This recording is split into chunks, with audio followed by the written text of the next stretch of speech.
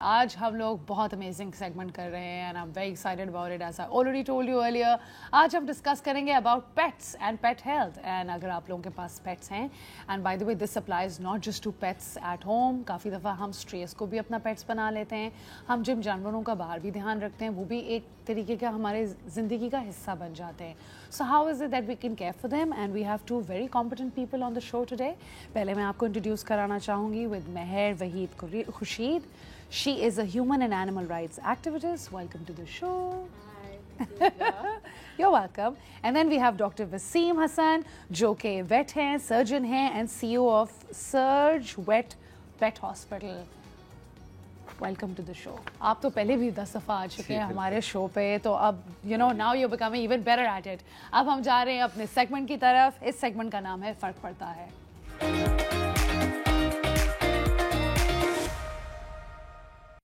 ٹھیک ہے. سو ابھی either one of you can answer. ٹھیک ہے, ہم لوگ بیسکلی ایک نارملی بات کریں گے about pet health and why is it so important. So Mehr would you like to share some thoughts about animals جو آپ کے ہیں already pets and the kind of relationship you share with them. یا I مین میرے پاس بچپن سے pets رہے ہیں.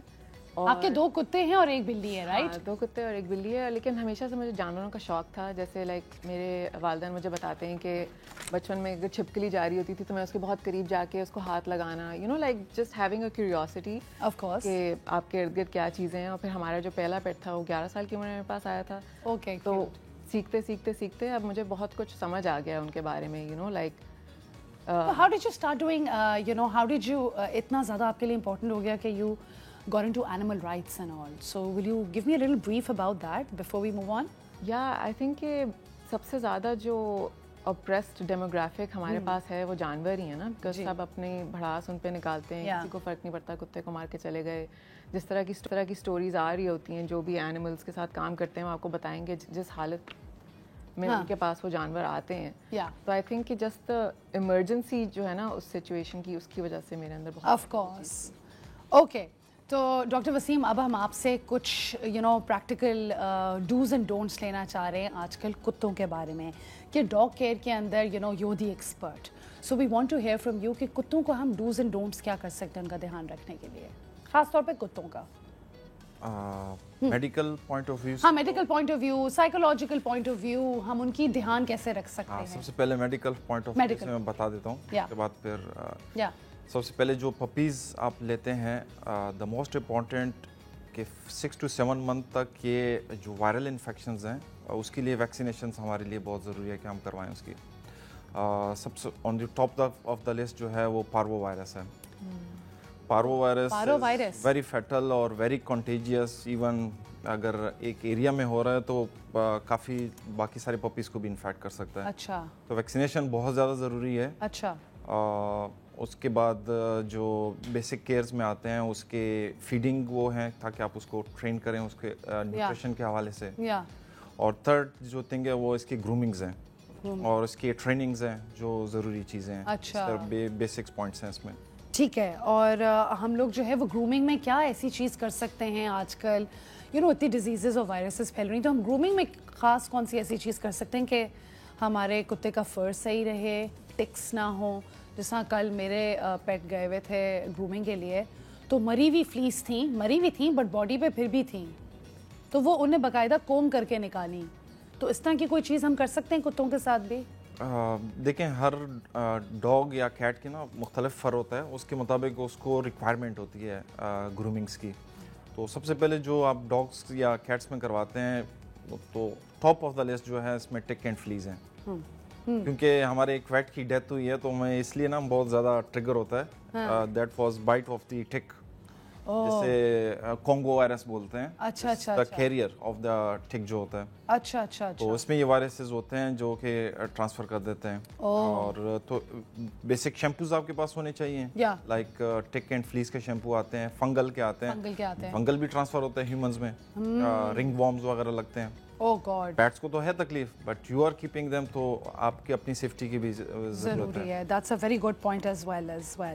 اچھا, اب how does مہر your pets help you کہ اگر آپ کا بہت اسٹریسڈ آؤٹ دن ہے تو آپ کی انگزائٹی کیسے relief, in a very normal basic terms, how do you feel about it?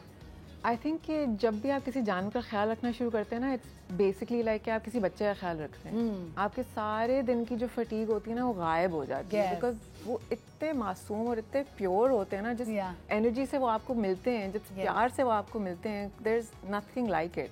और वो बरकरार रहती है, वो उसी प्यार से आपसे मिलेंगे जब तक वो बच्चे हैं या वो 12 साल के हैं, you know, like of course I love it. Replaceable. ठीक है, अब what are some of the essential dos and don'ts. पहले आपसे सवाल पूछ लेते हैं कि हम लोग क्या कर सकते हैं आजकल डॉग केयर जो हर ओनर को पता होना चाहिए psychologically as well, and then perhaps your observations can add on to him.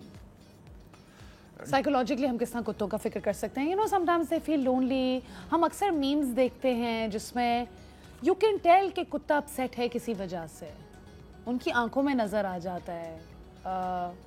How do you before adopting a dog, मैं हमेशा जो भी ऑनर्स आते हैं जो हमसे मशवरा करते हैं कि यार आप सबसे पहले इसके बारे में पढ़ें कि क्या क्या केयर इनको चाहिए और क्या क्या आप टाइम दे सकते हैं.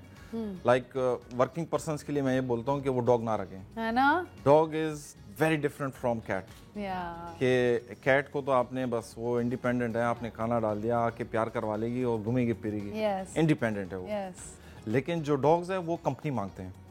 They need very regular time कि उसको वो स्पेसिफिक टाइम मिले, वॉक की टाइमिंग मिले और आपके साथ वो इंटरेक्शन की टाइमिंग मिले, अदरवाइज वो डिप्रेशन में जाते हैं. डिप्रेशन, और मैंने बहुत ज़्यादा डॉक्टर वसीम देखा भी है कि कुत्ते डिप्रेशन में चले जाते हैं. सो मेहर, does that happen with you कि अगर आप बहुत ज़्यादा बिजी हो पूरा दिन and by the time you come back home तो आपको लगता है आपके कुत्ते विजिबली डिप्रेस्ड लग रहे हैं और they feel like they demanding your attention? या तो जब मैं यूके से वापस आई थी तो हमारा जो डॉग था वो बहुत ज़्यादा एक इसी सिचुएशन में था जो डॉक्टर वसीम कह रहे हैं कि वो डिप्रेस था, उसको कोई हाथ नहीं लगा सकता था. वो And how long were you away? I was away almost for his सारा उसका बचपन में नहीं थी, तो लाइक 4 साल में वहाँ पे नहीं थी. तो जब मैं वापस आई तो मैं उसके साथ बैठती थी, मैं उसको गाती थी, उसको किताबें पढ़ के सुनाती थी. फिर आहिस्ता आहिस्ता वो सही हुआ, फिर हाथ लगाने दिया उसने मुझे. तो लाइक उनकी प्रॉपर रिहेबिलिटेशन होती है बिकॉज दे रियली, उनको फील होता है कि उनसे प्यार किया जाए, उनको अटेंशन दी जाए. How lovely. But great to hear that you sing for your dog as well. How lovely. It's not good singing. No, that's okay. But dog literally stops me. वो रोकता है कि बस करो, मुझे नहीं. My cat does the same, by the way.